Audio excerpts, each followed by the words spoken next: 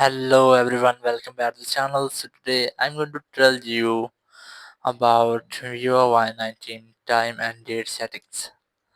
If you're using Vivo Y19 and now you want to change or set your time and date, so let's see how can you do this.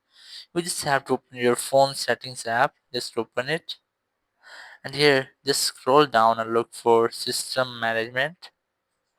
Here's the system management settings, just tap on it, and here you will get the date and time option, just tap on it, and here you can easily set time automatically.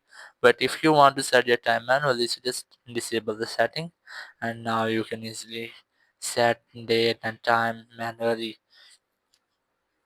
Here you can easily use your location default, or if you want to set your time zone, so you can easily set where your location, just enable it, and you must have to make sure that your phone location has been enabled, and after that you have to tap on set time automatically, so it will change your time based on your location. So that's how you can easily set your date and time in your Vivo Y19. Thank you very much for watching the video. Until the next video, bye bye.